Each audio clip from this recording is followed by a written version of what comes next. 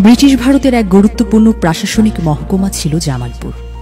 1869 সালে তদানীন্তন ব্রিটিশ সরকার জামালপুরকে পৌরসভা হিসেবে ঘোষণা করে। একটি শান্ত, স্নিগ্ধ, ছোট্ট শহর হিসেবে ব্রহ্মপুত্র নদীর তীর ঘেঁষে গড়ে ওঠে জামালপুর শহর। এটি আধ্যাত্মিক সাধক হযরত শাহ জামাল রহমাতুল্লাহ আলাইহির মাজার শরীফ, যে মহাত্মার নামে এ শহরের নাম হয়েছে জামালপুর।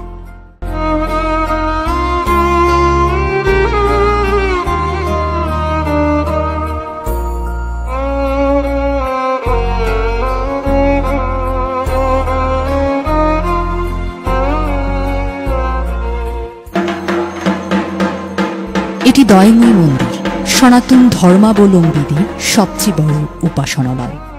সুপ্রাচীন কাল থেকেই জামালপুর সাম্প্রদায়িক সম্প্রীতি এবং সাংস্কৃতিক চর্চার এক অনন্য শহররূপে নিজেকে মেলে ধরেছে।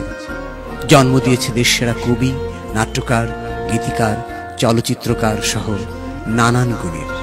ব্রিটিশ চলে যাবার পর জামালপুর শহর ক্রমেই তার গুরুত্ব হারাতে থাকে।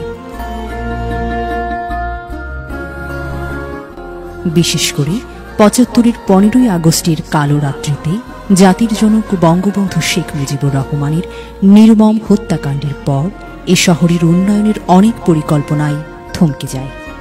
জলাবদ্ধতা, ট্রাফিক জ্যাম, অপরিসর রাস্তাঘাট, পরিচ্ছন্নতার অভাব সবকিছু গ্রাস করে এই শহরকে পরিণত করে এক হতশ্রী শহরে।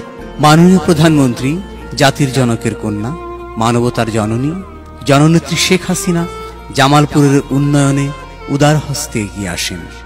এ শহরকে একটি পরিকল্পিত নগরীতে রূপান্তরের স্বপ্নদ্রষ্টা রূপে আবির্ভূত হন জননেতা আলহাজ মির্জা আজম এমপি।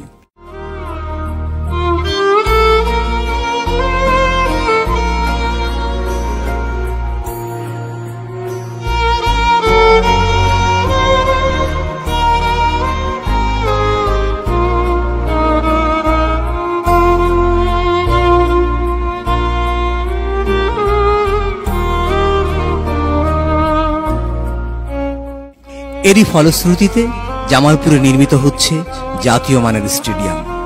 বাংলাদেশের একমাত্র সাংস্কৃতিক চর্চার এক মিলন মেলা শেখ হাসিনা সাংস্কৃতিক পল্লী, শেখ হাসিনা মেডিকেল কলেজ হাসপাতাল,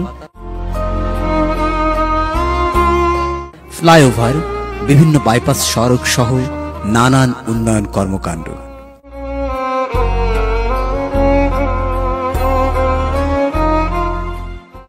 কেবল চাঁদের কলঙ্ক হয়ে টিকে আছে জলাবদ্ধতা, ট্রাফিক জ্যাম। সৎ, দক্ষ, ডাইনামিক তারুণ্যই কেবল হতে পারে এই উন্নয়নের কাণ্ডারি, বদলে দিতে পারে এই শহরের চিত্র। আমি ফারহান আহমেদ, জামালপুর শহরেরই সন্তান। আপনাদেরই কারো ভাই, কারো বন্ধু, কারো সন্তান তুল্য। আপনাদের সকলকে আমার সালাম ও শুভেচ্ছা। ফারহান আহমেদ 1981 সালের 9 নভেম্বর জামালপুর শহরের এক সম্ভ্রান্ত মুসলিম পরিবারে জন্মগ্রহণ করেন। দুই ভাই এক বোনের মধ্যে ফারহান আহমেদ মেজ সন্তান। জামালপুর উচ্চ বিদ্যালয় থেকে 1996 সালে এসএসসি এবং জামালপুর সরকারি আশিক মাহমুদ কলেজ থেকে উচ্চ মাধ্যমিক পাশ করে জগন্নাথ বিশ্ববিদ্যালয় থেকে বাংলা সাহিত্য অনার্স এবং আশিক মাহমুদ কলেজ থেকে মাস্টার ডিগ্রি লাভ করেন।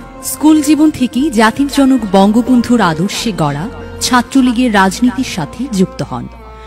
আওয়ামী লীগের প্রতিটি আন্দোলন সংগ্রামের রাজপথ দাপিয়ে বেরিয়েছেন, কখনো বঙ্গবন্ধুর আদর্শ থেকে বিচ্যুত হননি। বর্তমানে জামালপুর জেলা যুবলীগের সফল সাধারণ সম্পাদক হিসেবে দায়িত্ব পালন করছেন। একটি সুশৃঙ্খল পারিবারিক জীবনে ফারহান আহমেদ একজন সফল স্বামী, এক পুত্র সন্তানের জনক। তার স্ত্রী সুমি আহমেদও একজন সফল সমাজকর্মী। ছাত্র রাজনীতির পাশাপাশি ছাত্র জীবন থেকেই পড়াশোনার পাশাপাশি সামাজিক সাংস্কৃতিক কর্মকাণ্ডের সাথে নিজেকে সক্রিয় রেখেছেন সবসময়। একজন সফল ফুটবলার হিসেবে ফুটবল নিয়ে দাপিয়ে বেরিয়েছেন খেলার মাঠ। জামালপুর থিয়েটারের একজন কর্মী হিসেবে অভিনয় করেছেন মঞ্চনাটকে। একজন সফল নির্দেশক হিসেবেও ছিল তার দৃপ্ত পদচারণা।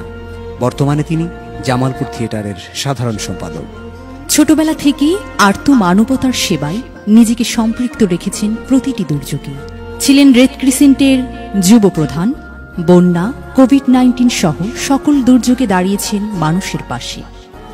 ব্যক্তিজীবনে অধমপাই ফারহান আহমেদ মাদকের বিরুদ্ধে সবসময় ছিলেন সোচ্চার। তার পারিবারিক জীবন তাই যুবকদের জন্য আদর্শ। তার বলিষ্ঠ নেতৃত্ব জামালপুর জেলা যুবলীগের রাজনীতিতে যেমন যোগ করেছে সৃষ্টিশীলতা এবং শৃঙ্খলা, তেমনি তার উদ্ভাবনী চিন্তা এবং দূরদর্শী নেতৃত্ব বদলে দিতে পারে জামালপুর শহরের চিত্র। আপনারা সকলেই অবগত আছেন, সামনে জামালপুর পৌরসভা নির্বাচন। কোন ক্ষণিকের প্রতিশ্রুতি নিয়ে আপনাদের সামনে আসিনি। আগামী প্রজন্মের জন্য একটি সুন্দর জামালপুর শহর গড়ে তোলা আমাদের কর্তব্য মনে করি। সঠিক পরিকল্পনা নিয়ে এগোলে জামালপুর শহর হয়ে উঠবে বাংলাদেশের মধ্যে একটি আদর্শ শহর। আপনারা পাশে থাকলে সেটা হবেই। মেয়র পদের একজন প্রার্থী হিসেবে আপনাদের দোয়া আমার সবচেয়ে বড় শক্তি। ইনশাআল্লাহ শহর বদলে যাবে, বদলাতেই হবে। সেই দিন বদলের সারথি আপনারা। জয় বাংলা, জয় বঙ্গবন্ধু।